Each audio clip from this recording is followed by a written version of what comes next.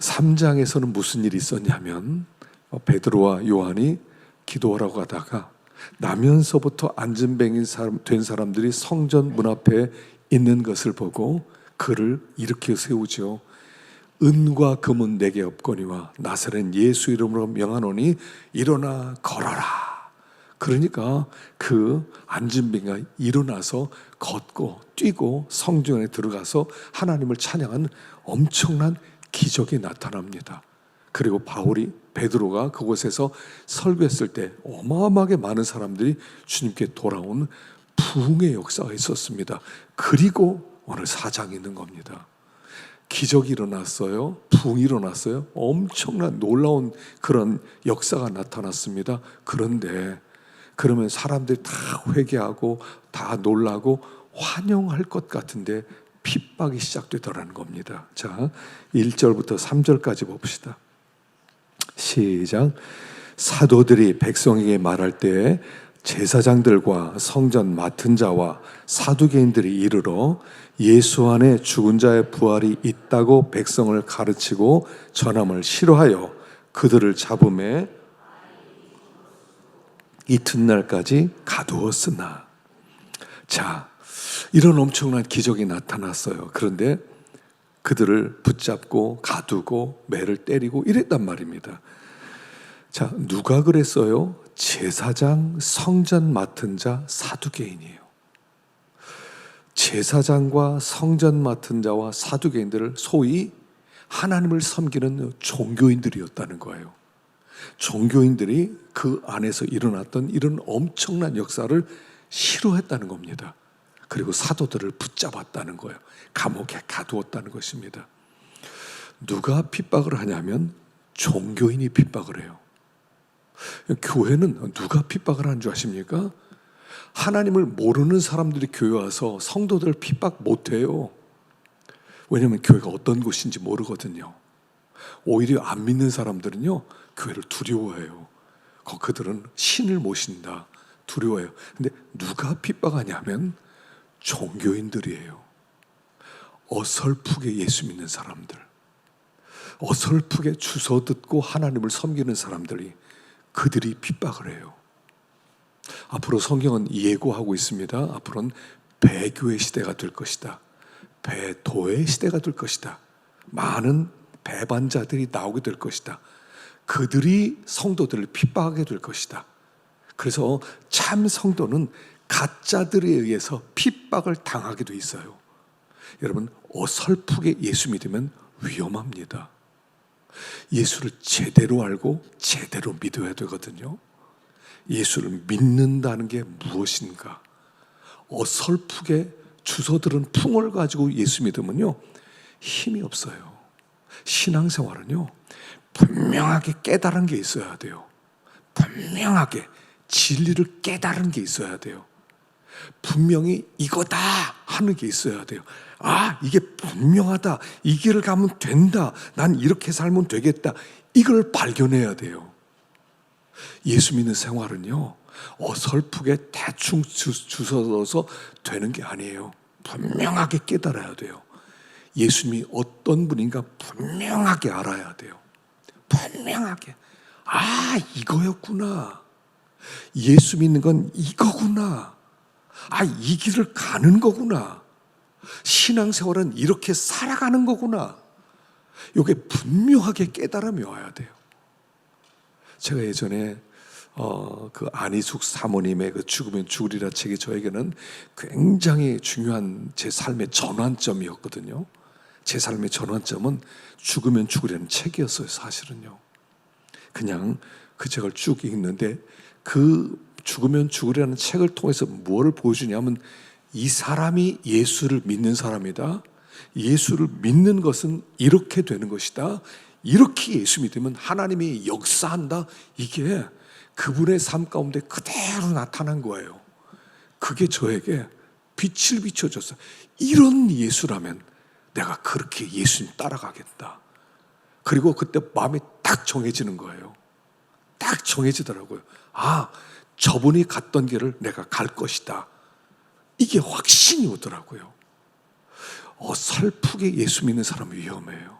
어설프게, 적당하게, 그냥 교회 다니면 구원 받는다더라, 뭐 하나님이 살아 계신다더라, 이런 게 아니에요. 분명하게 여호와는 나의 목자다, 분명하게 깨달음이 있어야 돼요. 그리고 나서 그대로 가는 거예요. 그러면 사실 분명하게 깨달아지면 목숨이 아깝지 않아요. 막 헌신하고 싶어요. 저 예수에게 내 모든 걸 헌신하리라, 전부를 바치리라, 이게 있어요. 그래서 헌신하게 돼 있는 거예요. 주님을 만나면 저 주님에게 내 전부를 드려도 아깝지 않다, 이게 딱 들어오는 거예요. 그럼 그때부터 믿음의 길을 가는 거예요. 진짜 좌우 안 살피는 거죠. 어설프게 만나요. 여기 대제사장, 성전 맡은 자, 사두개인, 뭐 예수님이 어떤 분인지, 메시아가 어떤 분인지, 부활이 무엇이, 아무것도 몰라요. 그냥 그 교회만 있었어요. 그냥 어떤 형식에만 따라갔어요. 그러나 주님을 만나본 체험이 없는 사람들이에요. 그들이 진짜 그리스도인 만나면 욕을 하게 돼요. 저것들 말이야, 저것들 말이야. 그래서 성도를 핍박하는 사람은 종교인이에요. 어설프게 예수 믿는 사람, 헌신되지 않아도 주소 들은 것 많아. 주소 들었어. 위험합니다. 신앙생활은요, 위험해요. 예수는 잘 믿어야 됩니다.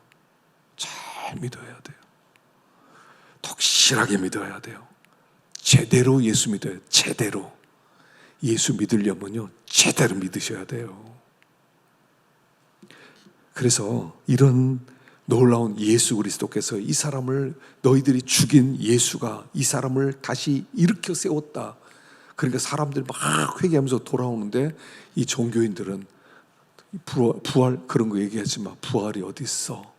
그러면서 도리어 말 못하게 사도들을 가두었다 하는 것입니다. 자, 사도들이 가지고 있었던 복음입니다. 12절 시작. 다른 이로서는 구원을 받을 수 없나니 천하 사람들 중에 구원을 받을 만한 다른 이름을 우리에게 주신 일이 없음이라 하였더라. 우리가 붙든 복음은 예수 복음입니다. 천하 인간의 구원 얻을 만한 다른 이름을 주신 적이 없어요. 하나님이 인정하는 유일한 이름은 예수 그리스도, 그분밖에 없어요. 우리가 붙든 복음은 이게 복음이에요. 예수 그리스도, 오직 예수, 오직 은혜, 오직 믿음이에요. 거기에 다른 거 없어요. 오직 예수. 거긴 자랑이 없어요. 거긴 공로도 없어요. 자기의 의의가 없어요. 아무것도 없어요. 오직 예수예요. 여러분, 우리가 구원받은 것은 예수 이름 때문에 구원받은 거예요. 자꾸 나이를 먹으면서 자기를 돌아보면 부족하거든요. 내가 구원받았을까? 내가 이렇게 살아가는데, 이렇게 믿음이 없는데, 이렇게 죄를 많이 졌는데 내가 구원받을 수 있어? 조금 더 시간 좀 지나서 내가 더 믿음이 생겨야지. 그래야 구원받은 거 아닐까? 그렇지 않아요. 자꾸 내가 뭐를 해야 될 것처럼 생각해요. 복음은 나와 관계없이 일어났다고 그랬죠. 구원은 내 밖에서 일어난 일이에요. 내 안에서 일어난 게 아니에요. 밖에서 하나님과 예수님 사이에 맺혀진 언약으로 이루어진 거고, 그걸 우리에게 너 받아. 그래서 받은 게 구원이에요. 구원은 받는 거지 내가 뭔가 하는 게 아니에요. 그냥 받는 거예요. 너 구원 받아. 구원 받았더니 구원을 하나님이 주실 때 구원이 오는데 믿음으로 오더라는 거예요. 믿어져요. 그냥 이게 왜 믿어지지? 믿어져요. 예수님이 하나님의 아들인 게 믿어지고, 동정녀 찬생이 믿어지고, 그분이 십자가에 죽으시고 부활한 게 믿어지는 거예요. 그게 선물 받은 거예요. 그게 구원이에요. 오직 예수, 오직 은혜, 오직 믿음. 가장 중요한 거예요. 오직 예수예요. 오직 믿음, 오직 은혜. 은혜로 구원받았다 하는 얘기가 뭐냐면, 믿음으로 구원받았다 하는 것과 똑같은 얘기인데, 네 힘으로 구원받은 게 아무것도 없다. 네가 행한 공로, 행위는 아무 관계없다. 구원받는데 우리 공로는 아무 관계없다. 내가 의롭게 산가 아무 관계없다. 그냥 그분이 다 한 거 우리에게 주신 것밖에 없다. 예수님이 십자가에서 완전 무결한 의를 이루었잖아요. 예수님께서 대형, 대행 두 가지라고 그랬죠. 우리가 지켜야 될 하나님의 말씀, 율법을 다 이루셨어요. 십자가에서. 그리고 우리가 받아야 될 형벌을 다 받으셨어요. 대형, 대행의 십자가예요. 그 십자가. 그래서 완전 무결한 의를 만들었어요. 천국은요, 의가 있어야 가요. 근데 나는 의롭지 않아요. 내 의는 똥통에서 나온 의처럼 더러워요. 근데 예수님이 만든 의를 야, 너 받아. 그래서 믿음을 선물로 받을 때 의를 선물로 받는 거예요. 의를 받았어요. 그리고 그 의 때문에 하나님 나라 가는 거죠. 이게 복음이에요. 복음은 내가 한 게 아니라고 그랬죠. 그가 다 해놨어요. 그래서 구원받은 사람은 자랑이 없어요. 구원받은 사람은요, 말이 없어져요. 그냥 은혜로 구원받은 사람이 뭐 말이 많아요. 그냥 은혜로 구원받았는데, 은혜로 구원받았네. 은혜로 구원받은 것이죠. 자, 그랬더니 여기 13절 봅시다. 13절 시작. 그들이 베드로와 요한이 담대하게 말함을 보고 그들을 본래 학문 없는 범인으로 알았다가 이상히 여기며 또 전에 예수와 함께 있던 줄도 알고 또 병나은 사람이 그들과 함께 서 있는 것을 보고 비난할 말이 없는지라. 자, 사도를 붙잡았어요. 그 처음에 이렇게 생각했어요. 저 무식한 것들, 저 어부들, 저 공부도 안 한 것들, 저 초등학교도 안 가본 것들이야. 저것들은 아주 무식해. 그냥 고기만 태어나서부터 이제까지 고기만 잡았어. 그냥 가두었어요. 근데 하는 얘기를 들어보니까 보통 얘기를 하는 게 아니에요. 자기들보다도 훨씬 더 말도 잘하고 조리 있게 말하고 담대하게 말하고 깜짝 놀랐어요. 아니, 이 사람들 무식한 어부들 아니야? 공부 학교도 안 가본 사람들이 어떻게 말을 저렇게 잘하지? 그 얘기하다 보니까 한 가지 저들의 그 담대함과 저들의 지혜가 어디서 나왔는지 알게 되었는데, 근데 제 사람들은 예수와 함께 있을 때 예수와 늘 다녔어. 예수와 늘 다녔어. 그래서 저렇게 된 것 같아. 자, 예수님과 함께 있으면 담대해져요. 예수님과 함께 동행하면요, 이 담대함이 어디서 왔어요? 예수님으로부터 왔어요. 여러분, 예수님을 친구로 모셔서 예수님을 늘 가까이 하면 거기에 오는 자연스러운 열매가 뭐냐면 담대함이에요. 담대함이에요. 여러분, 주님을 자꾸 모시고 살려고 해보세요. 내가 주님을 모시고 살아야 되겠다. 그리고 내 주님을 조금이라도 주님이 싫어하는 일을 안 해야 되겠다. 정말 내가 주님 모시고 살겠다. 그러면요, 두 가지가 찾아온다고 그랬죠. 지난 금요일 날 거룩과 순결이 찾아온다고 그랬어요. 하나님께서 우리에게 원하는 거 두 가지예요. 우리가 이 땅에서 하나님이 원하는 게 뭐냐면 순종과 순결이라고 그랬죠. 지난 금요일 날 순종하서, 이게 기독교 전부예요. 기독교 전부. 하나님 우리에게 원하는 건 두 가지밖에 없어요. 하나는 순종해라, 하나는 깨끗하게 살아라. 두 가지예요. 그 이상 뭐 있어요? 하나는 우리에게 일을 많이 하라고 그랬어요? 아니요, 두 가지만 하라고 그랬어요. 하나는 순종해라, 하나는 순결해라. 그리고 순종과 순결을 위해서 우리에게 두 가지가 필요한데, 하나는 성령과 불이 필요한 거예요.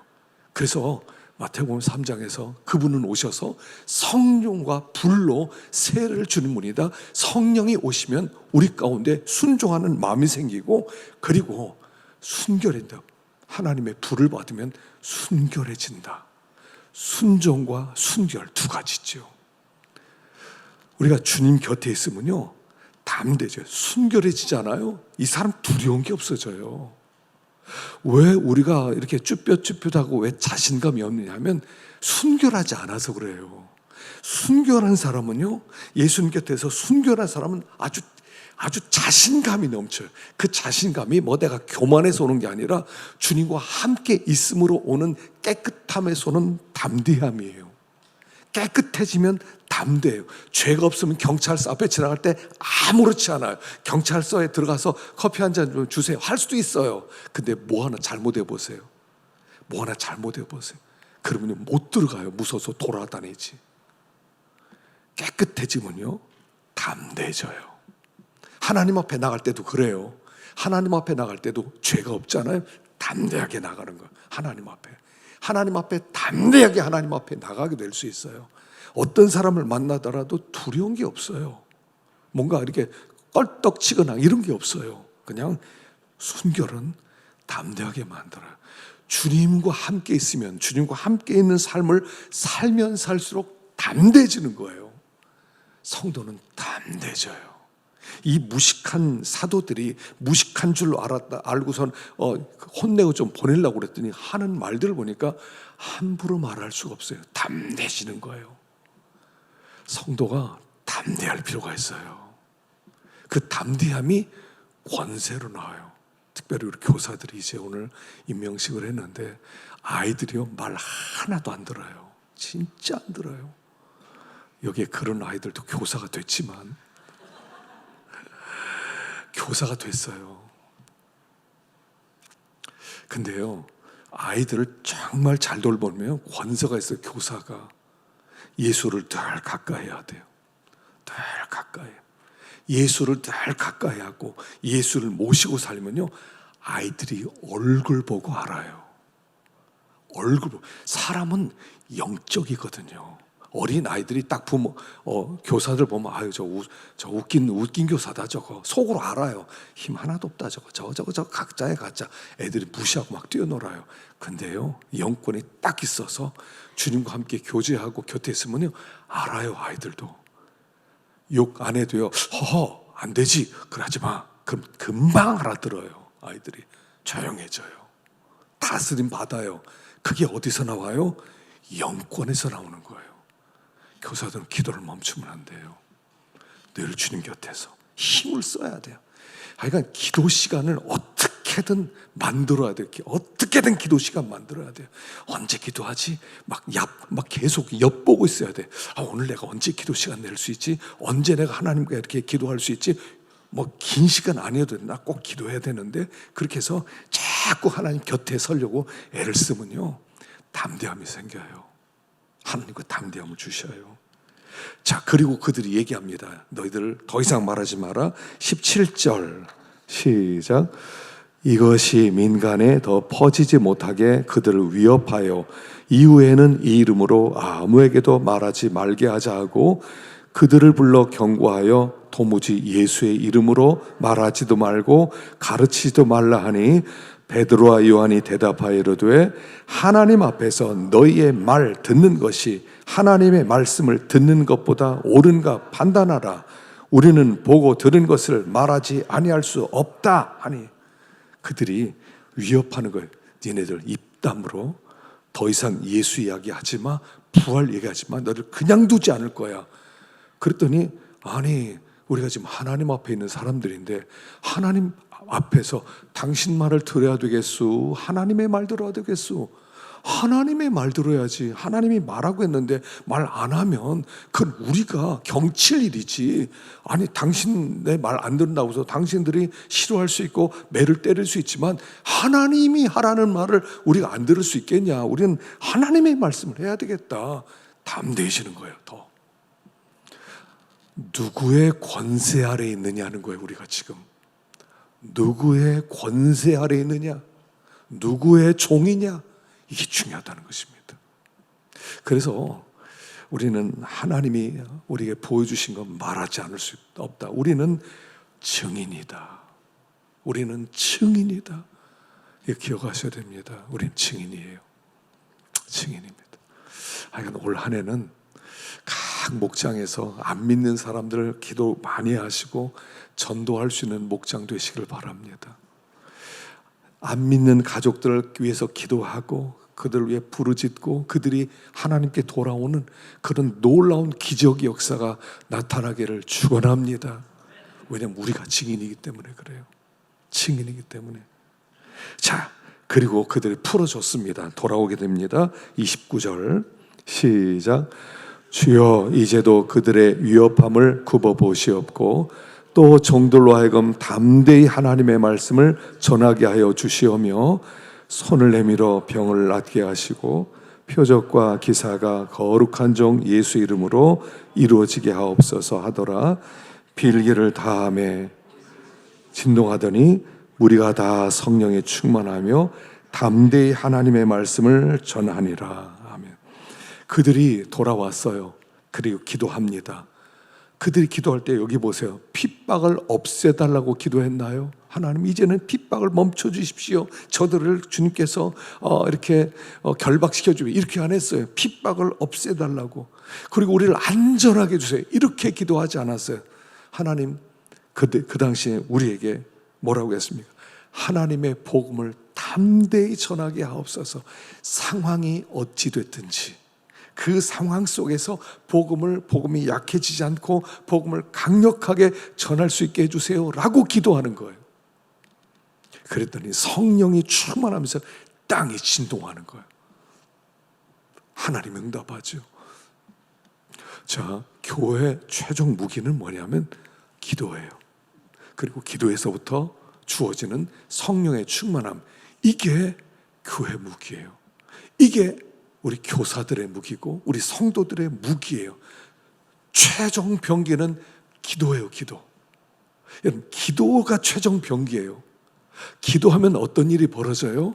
하나님 앞에 자꾸 나가려고 한번 해보세요. 시간을 내서 나 기도해야지, 내도 하나님께 더 가까이 나지. 그러면요 속에서 꿈틀거리는 걸 느껴요. 뭔가 꿈틀거려요. 하나님의 성령이 감동을 주는 걸 느끼고요, 성령의 말씀을 자꾸 주세요. 이건 이렇게 해라, 이건 이렇게 해라. 그게 지혜예요. 지혜. 그게 명철이에요. 전혀 생각도 안 했는데 기도하니까 어떤 생각이 자꾸 일어나요. 이건 이렇게 해야 되겠다, 저건 저렇게 해야 되겠다. 하나님이 지혜를 주시는 거예요 지금.